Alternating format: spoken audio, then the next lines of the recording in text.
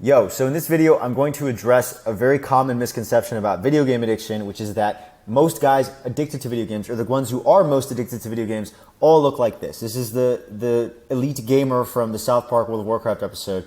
And so there's this huge misconception, I find, that the vast majority of dudes addicted to video games and the ones who are suffering from it the most are guys who are, in their teens or early 20s. None of them have jobs. They all live in mom's basement. They don't really have anything going for themselves in their real lives, and their entire lives kind of tell a story of degeneracy or just failing at everything. And that's not actually the case. In fact, I think that the demographic most at risk for video game addiction, or most addicted and most likely to experience the most damage as a consequence of their gaming habit, the people who have the most to lose, are actually older dudes and more successful dudes. And I'll explain what I mean by successful, but in general, this means guys who maybe followed the beaten path and have a good track record of like winning in life.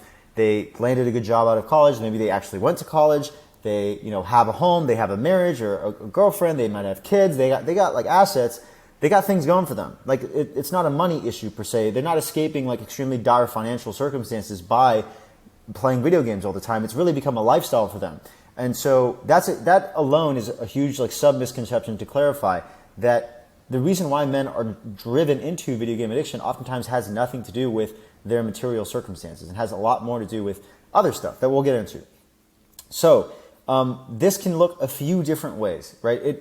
Older could mean early 20s, especially if you're in tech or you're in consulting, you're in investment banking or some other kind of high-performing, high salary earning job out of college. That was my situation. I went to an elite liberal arts college on the East Coast for a time, and then I got a tech job after that in DC. I was making six figures out of school when you combine like all my total compensation, but I still found myself coming back into video games addictively, obsessively. And a lot of that had to do with one of the primary drivers of video game addiction, which is feeling stuck, feeling trapped under the weight of your life circumstances, and knowing that this situation that you kind of just woke up in one day that you thought was going to be the end all be all, it was sold to you as the place where the grass was greener, paradise on earth, was not actually did not actually turn out to be that.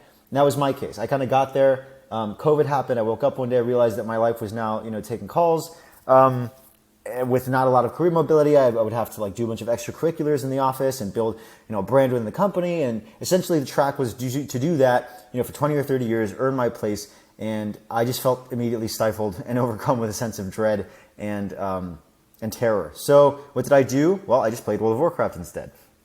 And so you see this a lot of times, and this is kind of age agnostic, where you have guys who are not super hot about their jobs or their careers, but especially when the pay is good enough, or when the pay can at the very least cover their a lifestyle that is sufficiently comfortable for them, you have what's called a golden handcuff situation, meaning that things are so sweet that they shackle you. You know what I mean? Like, it's even in my situation, I think that the vast majority of people would have just stuck it out, or maybe try to start what I'm doing right now on the side, because the pay is so good. And so, and this is especially true because by the time that you kind of wake up to what's going on in this situation, or perhaps when you first start feeling these pangs of, hey, like this isn't right, something is missing here, I'm meant for more. I'm not necessarily a huge fan of this, I don't love it, but I don't want to be down and out, the pay is nice, whatever. So you distract yourself by just putting it off a few years into the future. And the problem with that is that 1 year becomes 5 years, becomes 10 years. And over the course of that time period, you're experiencing a very serious lifestyle creep. You're accumulating all kinds of different expenses. You may meet a girl and get her pregnant, or marry her and start a family with her. Now you got kids to support. You got school, daycare. You might buy a house. Now you have a mortgage payment. That's to say nothing of just the cost of rent nowadays, especially if you get a promotion, you decide you want to flex and you move into the 3-bedroom condo or whatever. And then, all these luxury experiences, the lifestyle that comes with it, nice dinners, or just, having some sort of life beyond just, the bare minimum that's required to sustain you. And so all of that stuff kind of combines. And now, not only are you being clobbered by the uncertainty and the uncertainty and the unknown of I know this isn't for me. What the heck am I supposed to do? What do I care about? What do I do about this situation? There's that coupled with the overwhelmingness of the fact that you've got all these golden handcuffs on you that you can't quite get rid of unless you were to trim down a lot and become, pretty austere, or if you had already saved up a nest egg, which not a lot of people necessarily do, or, if you're willing to, cash out your 401k or something, which, also scares a lot of people. But just generally feeling stuck, feeling trapped, not knowing what to do. And then the sheer comfort of the situation it just begets complacency. It begets, I'll deal with that later. Until you have a midlife crisis or until something else blows up in your life. And I'll give you a few real examples of that. But I mean, and this is just a universally human thing. This isn't me like judging people who fall into complacency or comfort as a consequence of their lifestyles and then just game as a lifestyle. We're all human beings. If left to our own devices, we'll kind of just like lay around, make love, and eat if we're taken care of. You know what I mean? So this is just that on steroids. But so you got guys in their earlier 20s in some situations, guys in their mid 20s once their careers are kicking off, and a lot of dudes in their 30s and 40s. Prime example of this is, I don't even know if I want to reveal like this person's place in my family. Let's just say that there's there's an older gentleman who I'm related to. This isn't even like terrible. It's just the point is, very not prestigious, like had a great career in tech for many years, very high performer, was like an elite performing martial artist his entire life, hyper competitive, likes to win. And that same hyper competitiveness just found an outlet in the video games, especially because he didn't necessarily love his job and it was just there to fuel, to keep him by and to keep him going and to fuel his lifestyle. But he never really wanted to like do anything more beyond it, which is, totally fair to each their own.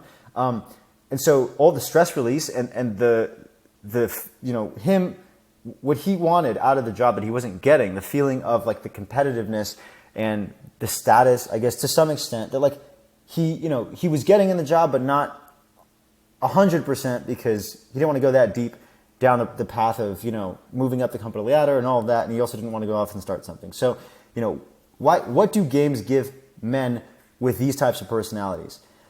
Well, it's the status amongst your peers of like being elite on the server that you play on, or having like a high ranking, or being good at something, being competent, being looked up to. And that's a huge just mechanism within male psychology.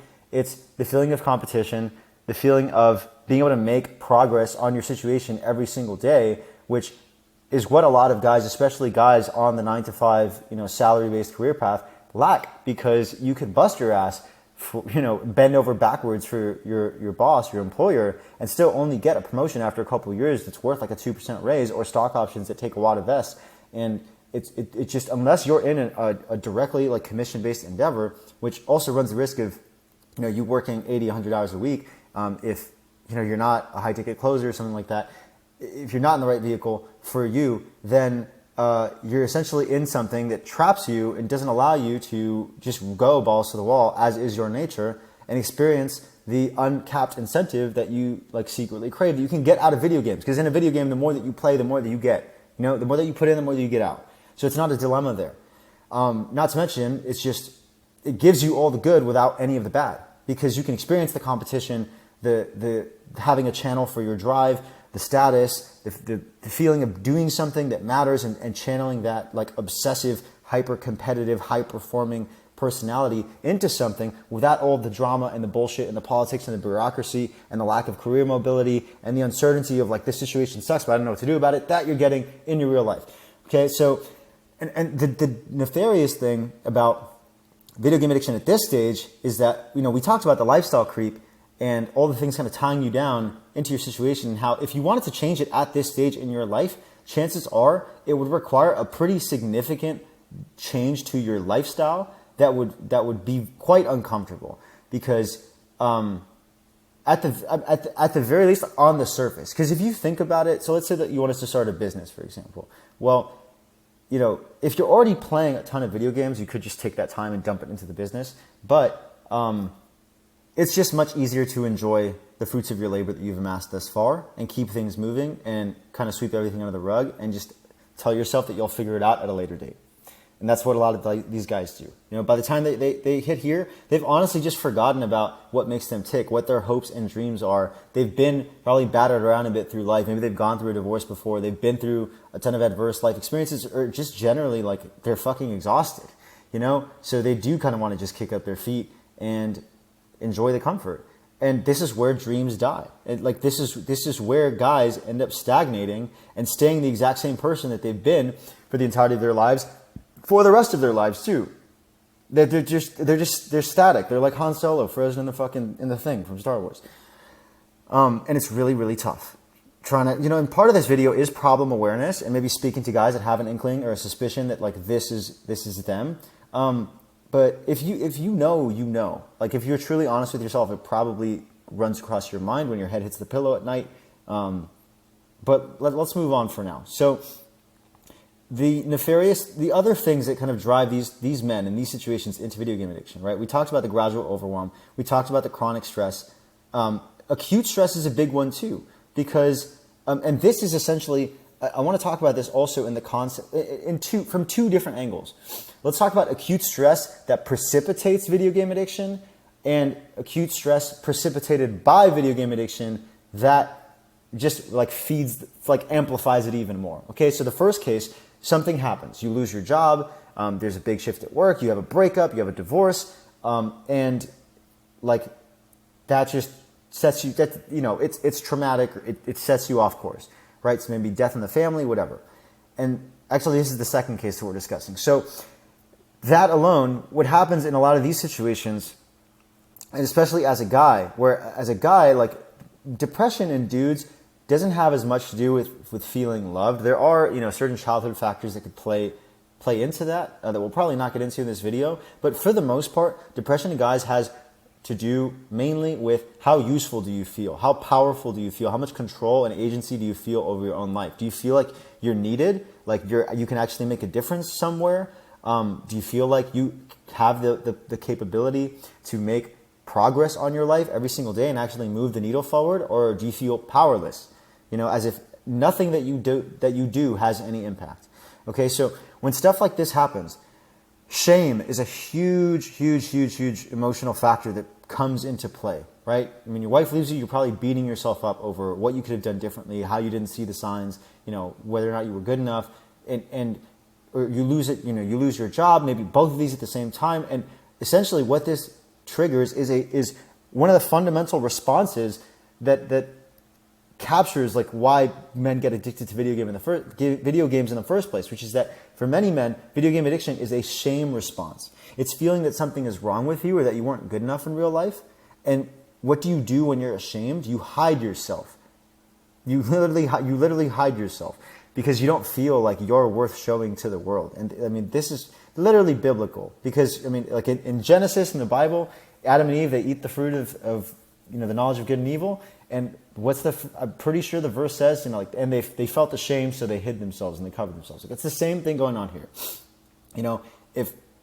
So that's acute stress that precipitating video game addiction, because when you've just had enough with the world and you don't want to face it anymore and you want to hide away, either because you're fed up or because you literally just feel so crappy about yourself that you don't feel good enough at all. It's like a freaking weighted blanket on you constantly.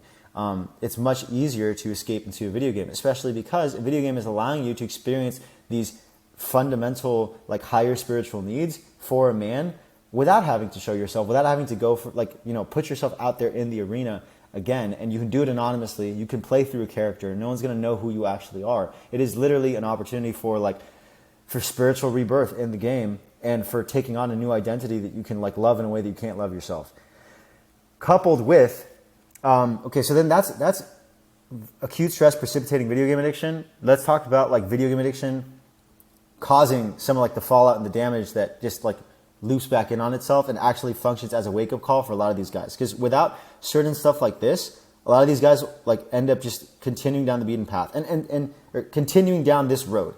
And even when stuff like this happens, they only this only gets worse. So countless stories. I mean, the guy who I was talking about earlier in my family, that video game addiction where it just consumed all of his time outside of work, almost caused like the shattering of a marriage.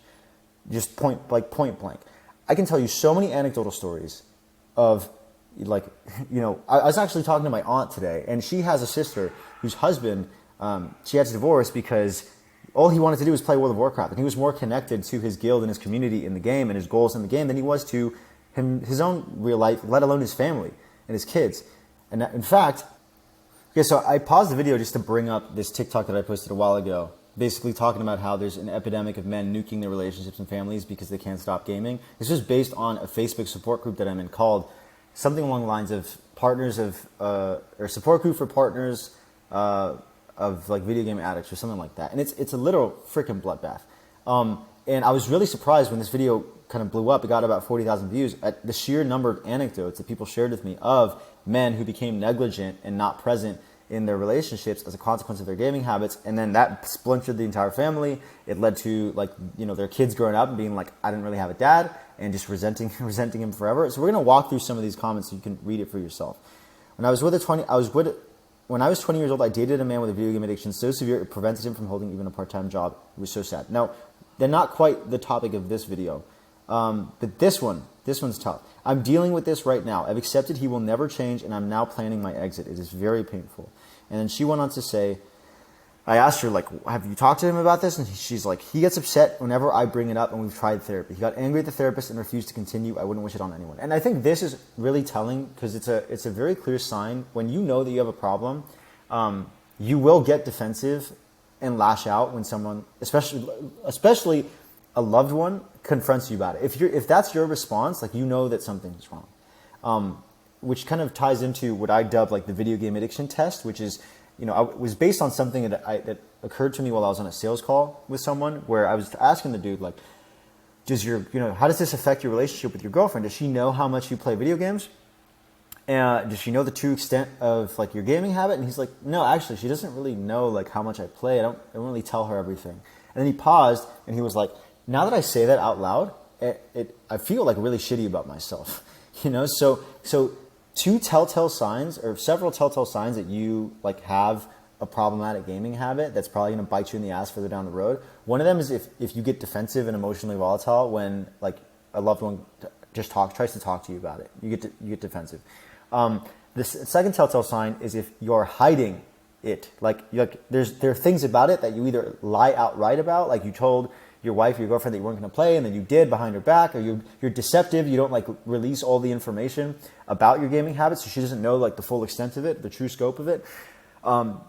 Or just generally, if you would be uncomfortable just laying bare the true nature of your gaming habit, all the details that only you are privy to, and sharing it with the people closest to you. If that thought makes you uncomfortable or squirmy or shameful or just afraid, that's how you know that you absolutely have something going on that you should probably pay attention to.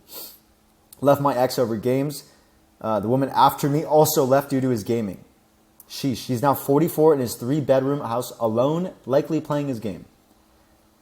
I knew of a woman whose husband would lock himself in a room to play games so he could ignore her and their 3 kids.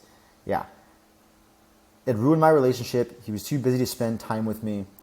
This is an issue at some point every relationship I had in my 20s when I dated gamers. My last straw with my ex-husband was he would be on the road constantly playing video games. He'd come home just to play more games, not see me. I left mine after 8 years for it. I blindsided him apparently though. And this is one point that we really need to address, because the thing about all of these acutely stressful situations, like the fallout and the damage that comes from these video game addictions in the older guys, is that like they rarely ever see it coming. And I mean, this is kind of a trope in men in relationships, and I've been there. Like when you just start slacking, you're not the dude who you were when you were at the beginning of the relationship that like your partner signed up for, and life gets tough and you're not communicating very well, and all of a sudden like you start letting yourself go, and you start getting subtle signs. Like she's not going to confront you about it and come full clean and just be like, yo, like you need to get your shit together. She might, but she might not, and she'll just notice how you ignore stuff over and over again. She'll keep trying to like flag you down, and you just won't notice until you do finally get blindsided.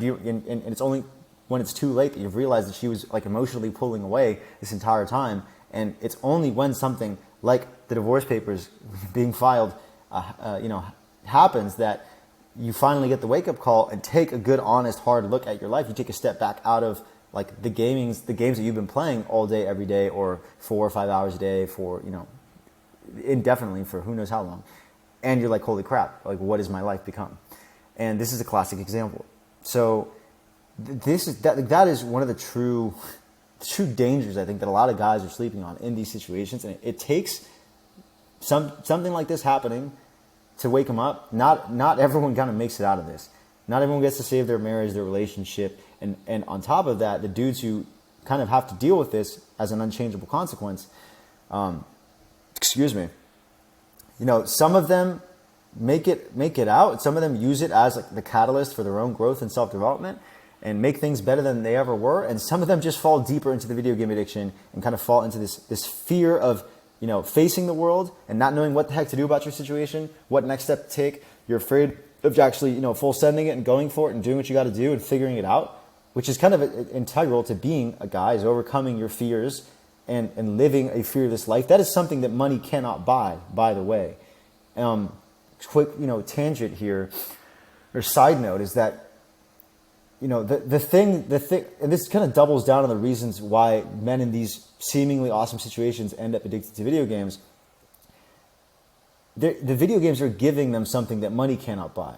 They're giving them a sense of self-realization, a sense of reaching their full potential, a sense of being a badass, being a hero, being the man. And if that perplexes you, if you want to dispute that, there's a reason why dudes aren't playing Hello Kitty Island Adventure. They're playing Gears of War. They're playing God of War. They're playing World of Warcraft. They're playing Halo. They're playing Call of Duty, right? They're essentially LARPing, and I'm not saying this in a judgmental way. I'm just calling it like it is. They're LARPing and experiencing this sense of masculine camaraderie and self-actualization in a video game, so that they don't have to do it in their real lives. They can just simulate it away. And that's to say nothing of the fact that when you add in the corn addiction, the nasty websites, these dudes can essentially neglect their real lives as much as possible, leaving everything hanging on barely by a thread in their relationships, in their work, etc., and just milk it and just game all the time and watch porn, and like that's it.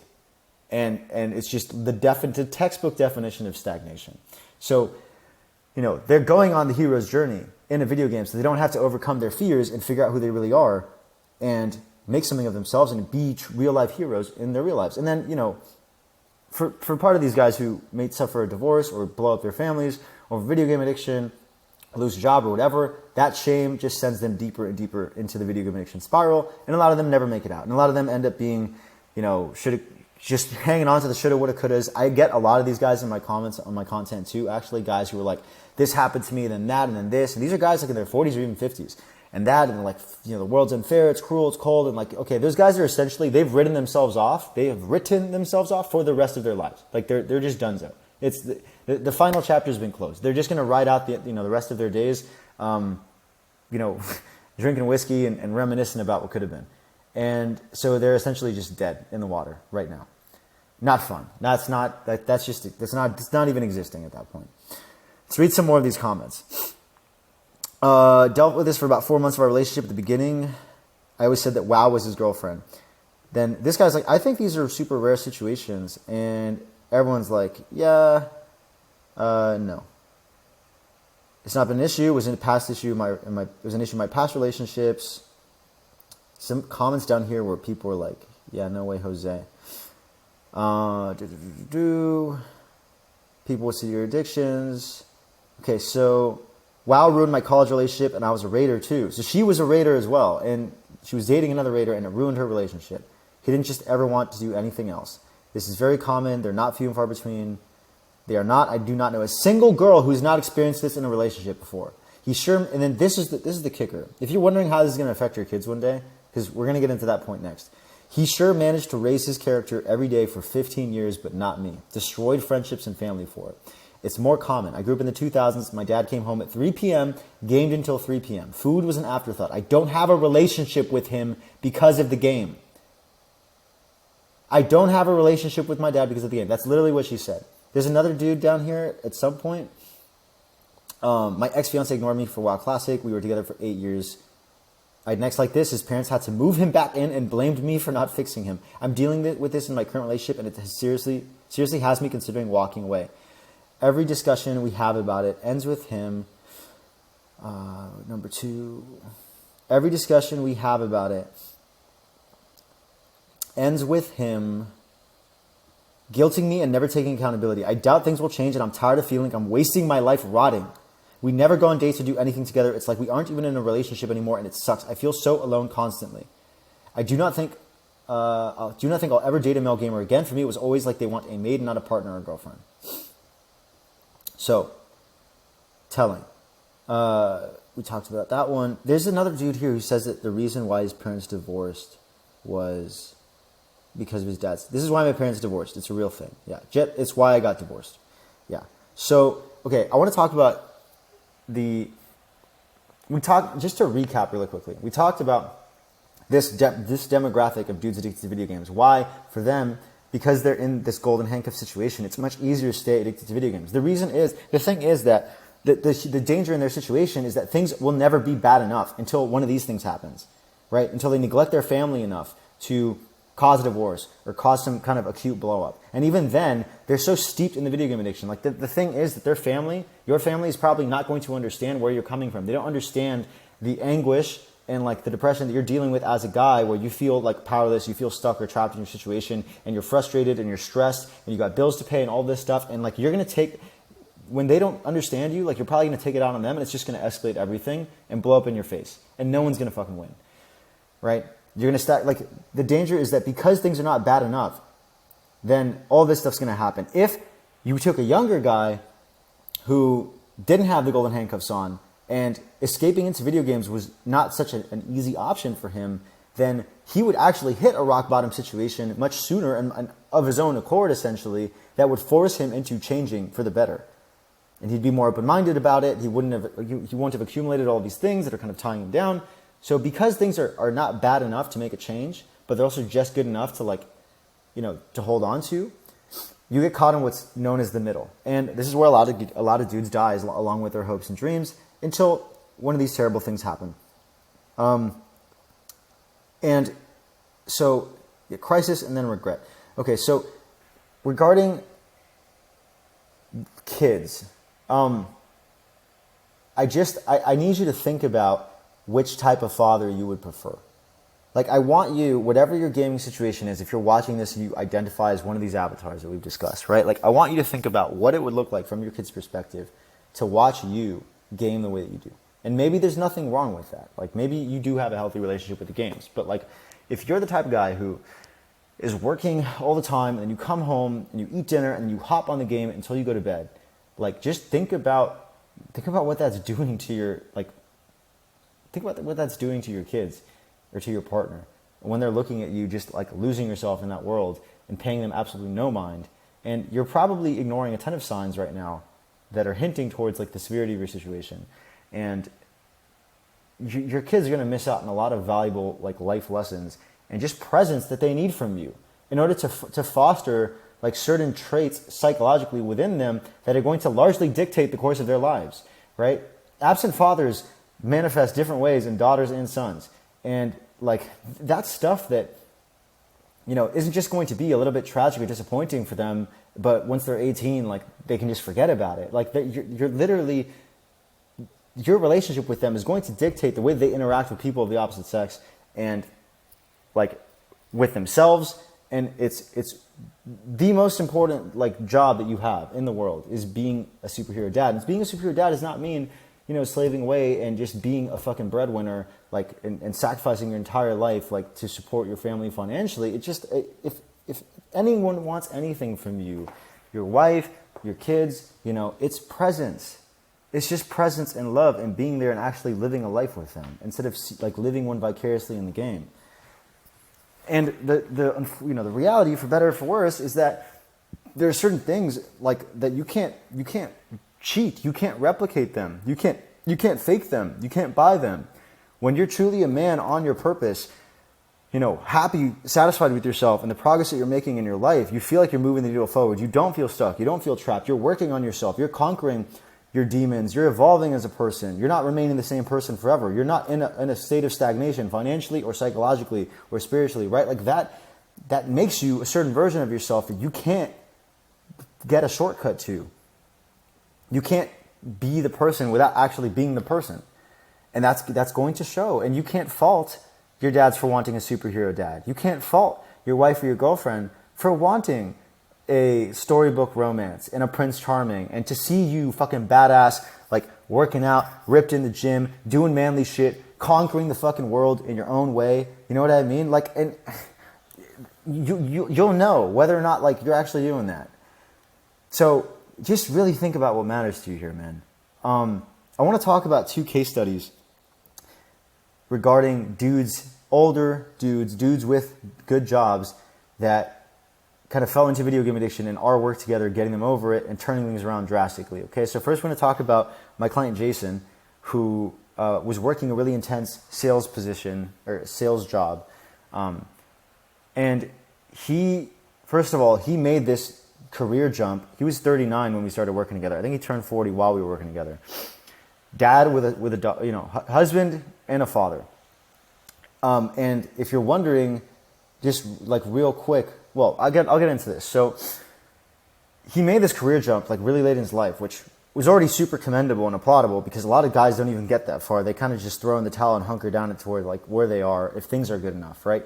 But when he got there, and he finally decided to bet on himself because he just couldn't handle the stagnation anymore, he found it to be extremely overwhelming and extremely high stress. And so he unwittingly over time started diving further and further into like video games as an escape to deal with everything that was going on. And it was making him less present with his family. It was affecting his performance and his ability to actually, accomplish his KPIs and his goals at work. And it was kind of just making him, a shell of who he is and who he could be, right? And it wasn't actually, it was causing him to tread water in his life. And he didn't really understand the full extent of the problem when we started working together, because when we started working together, it was more along the lines of, I could really use like a life coach. I don't really need a business coach regarding like my specific business right now. I really just need someone to help bring more out of me and help me get over certain things that are holding me back on a personal level. And because you're a gamer and I'm a gamer, like we have that common ground, and you can kind of articulate things in a way that I get. And perhaps, we can look into the gaming thing. Let's work together. And I was like, yeah, okay, sure. Like we didn't actually go into working together with the explicit intention of, I'm going to get you to quit video games. And he ended up never quitting them full on, by the way. He ended up just drastically reducing his playtime and building a healthier relationship with him. And part of that was me taking a magnifying glass to his life and pointing out to him things that he didn't even observe because he was so neck deep in his own situation. The ways that he was seeking things in the video games that he wasn't getting in his real life, that we went over in detail and figured out how to re-engineer into his real life. The limiting beliefs, the childhood traumas, just the fear-based thinking, and a slew of other things that that were part of his worldview and that were holding him back internally, that were the reasons why he was seeking fulfillment and gratification primarily in his video games over the thing that he chose to do in order to create a better life for himself and his family, and to actually be living in a way that advances his dreams and isn't just throwing in the towel and riding the hamster wheel out into the sunset of retirement in some distant faraway land. I'll be happy then, right? And so it was essentially a lot of like really, really deep personal work. And I bring this up to say that like if you're in the freaking trenches of like video game addiction, and if it's the thing that you look forward to doing the most every day, like chances are you may not even be aware of it. And it's going to take some time and some third party perspective, gently administered to you over time to truly wake you up to the actual gravity and severity of your situation. And the thing I was going to mention earlier is that, if you're a guy in a situation like this and you're kind of worried about, whether or not your wife is going to support you in making a change into like whether or not she's going to just be pissed at you or like just get upset with you for committing to doing something about this. Like I remember distinctly on our sales call when I was closing him on the program, that he stood up for a second after like we had kind of a deep talk, and he went to go like ask his wife about it, and like he came back quite quickly and was like, yeah, she's all in on this like for me. And that you could just chalk that up to his partner, but suffice it to say, if your girlfriend, your wife sees you like stagnating as a dude and just withering away and just essentially living with the limp dick energy, like not actually being your best self and not doing anything to try to change it, I can almost guarantee you that this is going to be a no-brainer, hell yes, like please absolutely do it decision like on her part. Because the ROI is just too high, especially if you're a father as well. So let's talk about Lewis's case study as well. Lewis was kind of in a similar situation, 30 years old when we worked together. And he's a lifelong like obsessive hardcore gamer, games like World of Warcraft, EVE Online. He also had a really intense sales job and essentially was also finding things, you're seeing a trope here, right? Finding things in the video game that he couldn't find in his real life. And it wasn't that he couldn't find them, but he had really deep-seated, I guess, unfelt emotions that he hadn't worked through that were kind of dominating like his relationship with certain aspects of his real life and pushing him away from devoting himself to them more fully. And what I mean here, and this kind of ties into, it's somewhat similar to the work that we did with Jason, where Jason kind of had this really like strong fear of success and fear of responsibility and fear of truly committing to something in his life because, what if I don't like it down the road? What if the responsibility mounts up so much and I end up feeling trapped and all these other forms of bullshit that we essentially had to work through. For Lewis, it was a lot of like, not of anger towards his peers.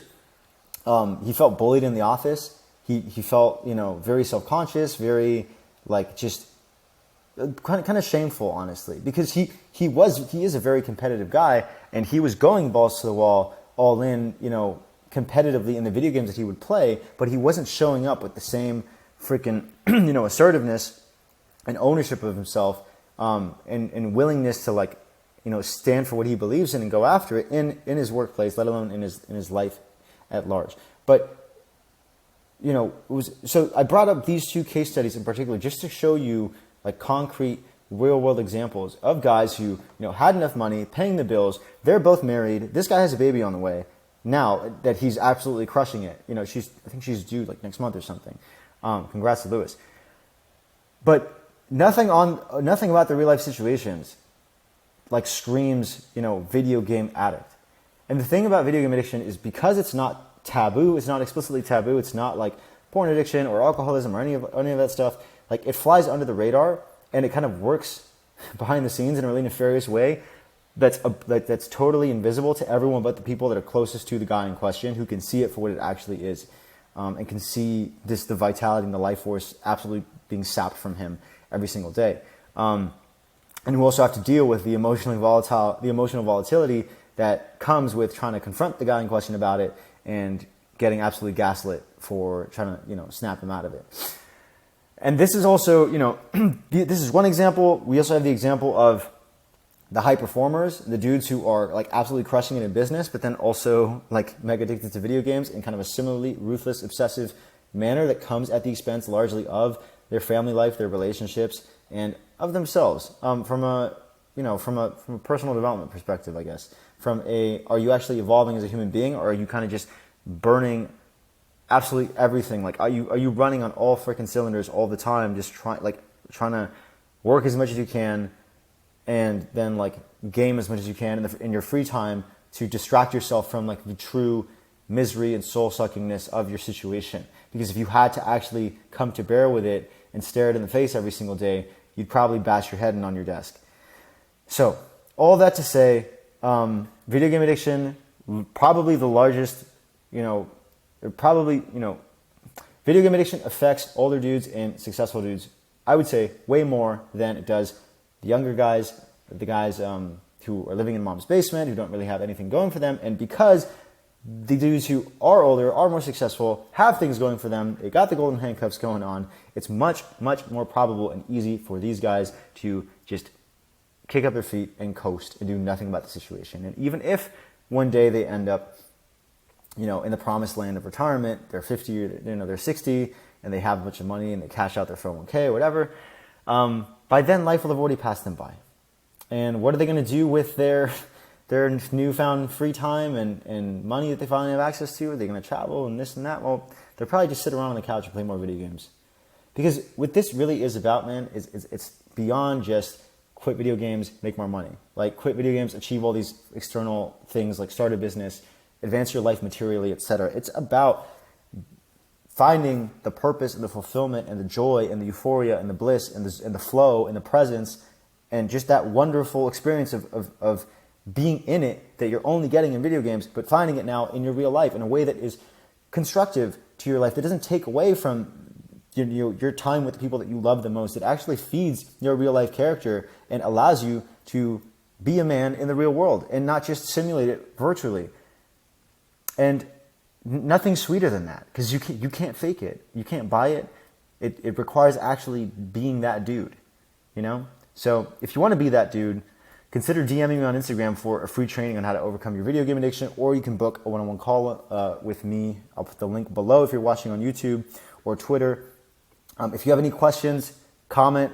I'll get to them. If you have anything you want me to make content on, let me know. But other than that, follow me on my socials. God bless and have an amazing day. Peace.